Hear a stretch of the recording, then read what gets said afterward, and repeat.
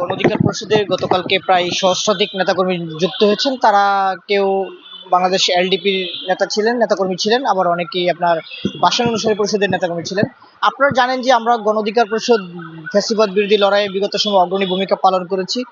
মানুষের একটি আশার সঞ্চার হয়েছে যে এই গণ অধিকার পরিষদ ডাকসুর সাবেক বিবি নুরুল হক নুরের নেতৃত্বে কিংবা রাশেদ খানের নেতৃত্বে আগামীতে আরো ভালো কিছু সম্ভাবনা রয়েছে। সেই জায়গা থেকে গতকালকে দুটি রাজনৈতিক দলের, বিশেষ করে এছাড়াও ইন্ডিভিজুয়াল অনেকেই যুক্ত হয়েছেন, কিন্তু বিশেষ করে গতকালকে বাংলাদেশ এলডিপির এবং ভাষা অনুসারী পরিষদের শীর্ষস্থানীয় বেশ কয়েকজন নেতা এবং তাদের সাথে প্রায় সহস্রাধিক নেতাকর্মী যুক্ত হয়েছেন। তাদের প্রত্যেকের আশা হচ্ছে তারা বিগত সময় যে জায়গাটাতে ছিলেন সেই জায়গা থেকে মনে করেছেন যে আসলে তাদের যে কাঙ্ক্ষিত স্বপ্ন বা আশা সেটা সম্ভব না পূরণ করা। সেই জায়গাতে তারা মনে করছে যে গণ অধিকার পরিষদ স্রোতের বিপরীতে লড়াই সংগ্রাম করে রাজপথ থেকে গড়ে ওঠা একটি রাজনৈতিক দল। সেই জায়গাতে গণ অধিকার পরিষদের যে সম্ভাবনা এবং মানুষ এই দলকে ঘিরে যে সম্ভাবনা এবং দেখছে, সেই জায়গা থেকে তারা মনে করছে যে গণ অধিকার পরিষদের সাথে যুক্ত হলে আমরা এই দেশের মানুষের যে কাঙ্ক্ষিত স্বপ্ন কিংবা আমরা যেটা চাই জনগণের জন্য সেবা করতে, সেই কাজটি করতে পারবো। সেই দৃষ্টিকোণ থেকে মূলত আমরা যুক্ত হয়েছি। এটা তাদের বক্তব্য।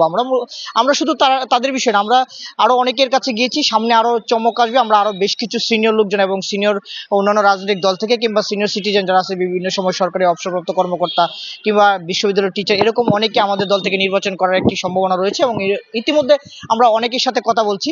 আশা করি সামনের মাসে আমরা তাদেরকে যুক্ত করতে পারবো আনুষ্ঠানিকভাবে। তো সেটা চমক হিসেবে গণ অধিকার পরিষদের পক্ষ থেকে থাকবে। সবার তো ইন্ডিভিজুয়ালি পরিচয় বলতে পারতেছি না। একজন হচ্ছে সিনিয়র ভাইস চেয়ারম্যান ছিলেন এলডিপির, কনক ভাই। এছাড়া আপনার ভাষা অনুসারী পরিষদের একজন প্রেসিডিয়াম মেম্বার ছিলেন উনি। এছাড়াও এলডিপির ভাইস চেয়ারম্যান আছে প্রায় 4-5 জন।